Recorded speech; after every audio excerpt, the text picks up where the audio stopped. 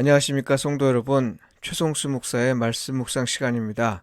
오늘도 주 안에 거하시면서 성령님의 인도함을 받는 하루를 보내시길 바라고요.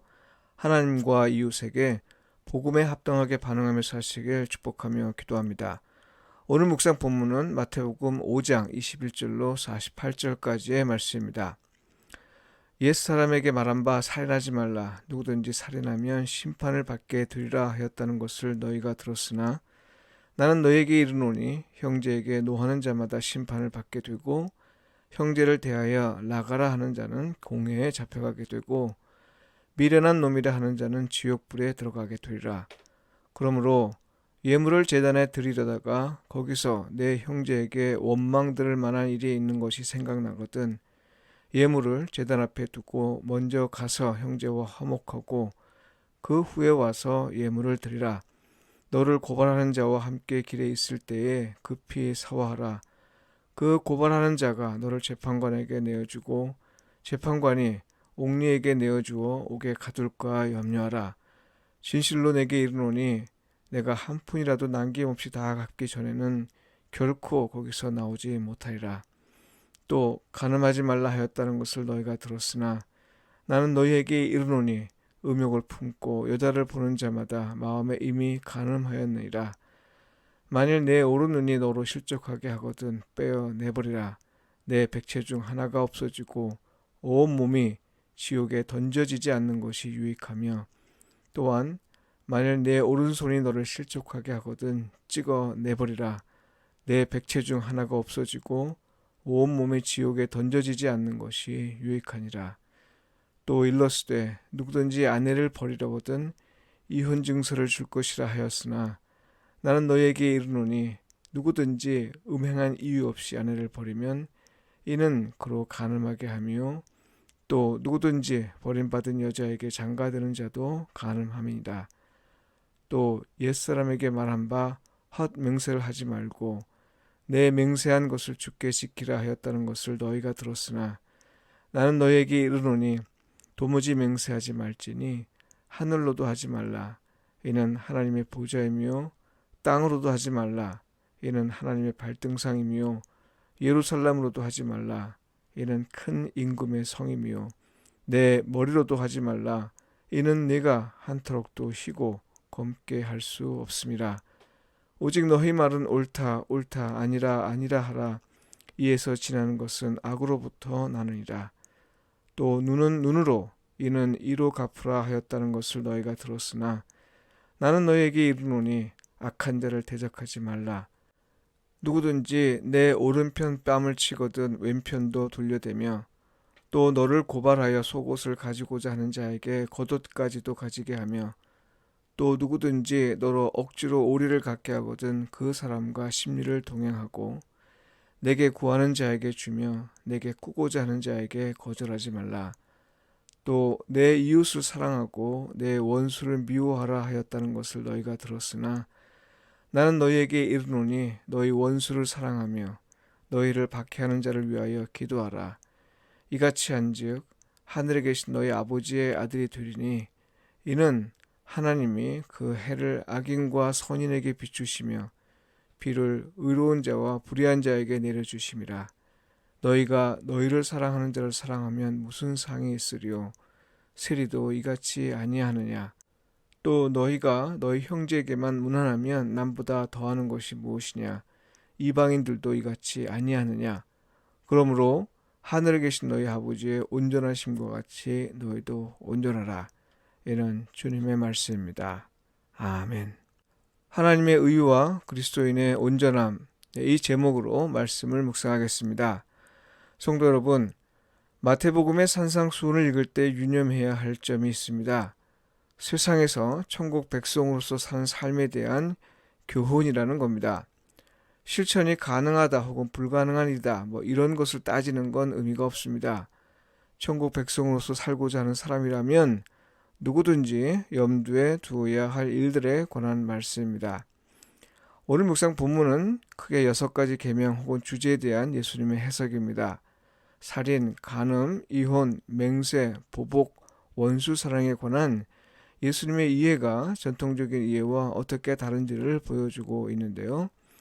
먼저 조상들의 해석을 말한 후에 나는 너에게 이르노니 라는 말로 예수님 자신의 해석을 말씀하시는 형식을 띠고 있습니다. 6차례나 반복되고 있는 걸 보면서 이런 질문을 하게 됩니다.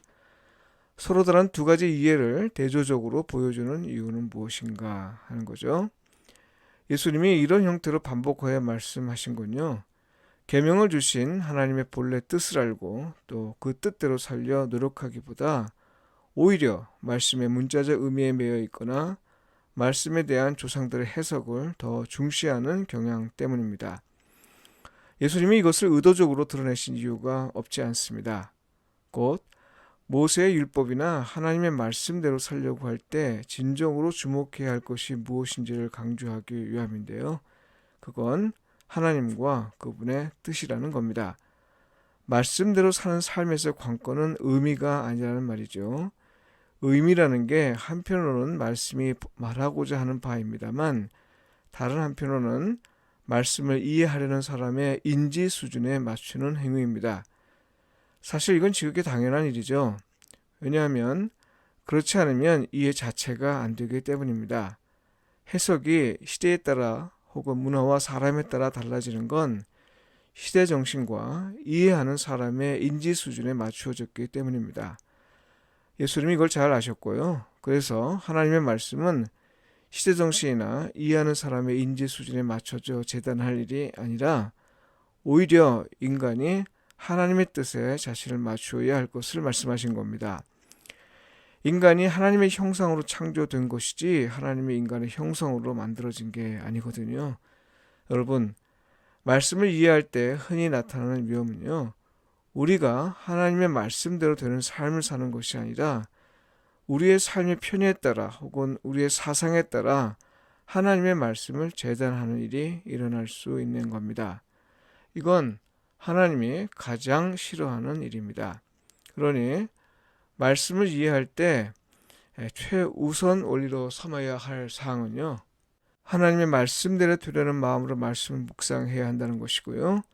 우리의 뜻과 생각에 따라 말씀을 재단하려는 일은 어떤 경우든 삼가야 한다는 겁니다.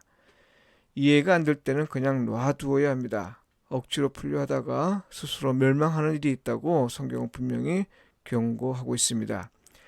네, 이런 이야기를 들으면 틀림없이 떠오르는 질문이 있을 겁니다. 그러면 도대체 하나님의 뜻은 어떻게 알 것인가 하는 거죠. 그 뜻을 알아야 그 뜻에 맞추어 살아갈 수 있을 것이기 때문입니다. 그 뜻을 모르니 내 맘대로, 내 생각대로, 내 뜻대로 사는 일이 발생하는 겁니다. 모르긴 해도요, 예수님의 말씀에 비춰보면 예수님 당시에 경건한 사람들도 이런 문제로 고민했던 것 같아요. 그러니까 당시 사람들은 서기관과 바리새인이 해석한 바에 따라 말씀을 이해하고 실천하려 했던 것 같습니다. 사실 전문가에게 의존하는 일은 어쩔 수 없는 일이긴 해도 이건 신뢰의 토대를 영적 지도자에 두는 태도입니다. 이와 관련해서 예수님은 아주 단호하게 말씀하셨습니다. 우리의 의가 서기관과 바리새인보다 더 낫지 않으면 결코 천국에 들어가지 못하리라. 무슨 말씀이에요? 서기관과 바리새인이 가르쳐주는 대로 사는 것으로는 천국 백성에 합당한 삶에 이르지 못한다는 겁니다. 그 이상의 것이 필요하다는 거죠. 여기서 더 나아야 한다는 말은요. 우리의 의는 사람의 기준에 따라 재단할 것이 아니라 오히려 하나님의 의에 합당해야 한다는 말입니다. 물론 어떤 이는 하나님의 뜻을 알아도 모른 척하면서 자기 소견에 옳은 대로 삽니다. 성경은 이를 두고 악인이요, 죄인이요, 어리석은 사람이요, 교만한 사람이라 말합니다. 어떤 사람은 유명한 사람의 해석을 본으로 삼아 이해합니다. 이런 태도는 대세를 쫓으려는 마음에서 비롯합니다. 큰 길을 가려는 거죠. 어떤 사람은 정통을 자처하는 해석을 본으로 삼아 이해합니다. 네, 오류를 피할 수 있는 가장 좋은 방법입니다. 그러나 성도 여러분, 어떤 선택을 하든 관건은요, 하나님의 의에 합당하기 위해선 말씀을 해석한 사람의 의보다 더 나아야 한다는 거고요. 무엇보다 예수 그리스도의 계시에 합하느냐 하는 겁니다. 이것이 말씀을 이해할 때 유념해야 할 두 번째 원리입니다. 왜냐하면 하나님이 당신 자신과 당신의 뜻을 예수님에게 보이셨고, 또한 예수님을 통해 나타내셨고, 또한 예수님은 하나님의 형상으로서 그분을 보는 것이 곧 하나님을 보는 것이기 때문입니다. 예수님이 조상들의 해석을 소개하면서 나는 너희에게 이르노니 라고 말하면서 차별화하신 건 조상들의 해석과 예수님을 통해 계시한 것이 다르다는 겁니다. 달리 말해서 하나님의 말씀을 이해할 때 예수 그리스도의 계시에 따라야 한다는 겁니다. 그렇다면 세상에서 천국 백성으로 살아가는 성도를 위해 예수님이 계시한 하나님의 뜻은 무엇인가요? 예수님을 통해 무엇이 계시했나요? 이 사실은 5장 48절에서 발견할 수 있다고 생각하는데요. 예수님은 이렇게 말씀하셨습니다. 그러므로 하늘에 계신 너희 아버지의 온전하심과 같이 너희도 온전하라. 네, 세상에서 천국 백성으로 사는 성도를 향한 하나님의 뜻은 온전함입니다. 온전함이란 말의 뜻은요, 유대인의 관습에 따라 이해한다면 흠없는 제물과 관련이 있습니다. 그래서 구약에서 하나님은 너희는 거룩하라, 이는 나 여호와 너희 하나님이 거룩함이니라 이렇게 말씀하신 겁니다. 그러니까 하나님이 받으실 만한 제물, 곧 하나님에게 합당한 제물이라는 뜻이죠. 세상에 어떤 영적 지도자가 제시하는 의보다 더 나은 의, 곧 하나님의 의에 합당해야 한다는 말입니다. 이런 말을 들으면 떠올려지는 또 다른 말이 있습니다. 예수님에 대한 믿음을 강조하고 오직 이 믿음으로 하나님의 의에 합한 사람으로 인정받을 수 있다고 역설한 바울은 로마서 12장 1절에서 이렇게 말합니다. 그러므로 형제들아, 내가 하나님의 모든 자비하심으로 너희를 권하노니 너희 몸을 하나님이 기뻐하시는 거룩한 산 제물로 드리라. 이는 너희가 드릴 영적 예배니라. 그러니까요, 세상에서 천국 백성으로 사는 성도를 향한 하나님의 뜻이 하나님의 의에 합당한 온전함이라고 할 때 이 말은 하나님께 온전한 예배자로 살라는 뜻으로 이해할 수 있습니다. 바울 사도는 온전한 예배를 거룩한 산 제물로 바쳐지는 삶으로 표현하였습니다. 하나님과 이웃 모두를 포함해서 참사랑으로 반응하는 것을 의미합니다. 교회소와 일상에서 하나님께 전인격적으로 반응하고 또 이웃에게도 그렇게 하되 참사랑으로 반응하며 사는 것, 이것이 예배이고요. 온전한 예배자가 되는 것, 이것이 세상에서 천국 백성으로 살기를 원하는 사람에게서 하나님이 기대하시는 모습입니다. 기도드리겠습니다. 우리를 천국 백성으로 삼으시고 이 땅에서 천국의 맛을 누리며 살게 하신 하나님, 부디 하나님의 의에 합당한 삶을 살게 하소서. 하나님이 온전하시듯이 우리를 온전케 하셔서 하나님 나라에 합당한 사람이 되게 하소서. 우리를 온전한 예배자로 세우시고 하나님의 백성으로 살기에 부족함 없게 하소서. 예수님의 이름으로 기도합니다. 아멘.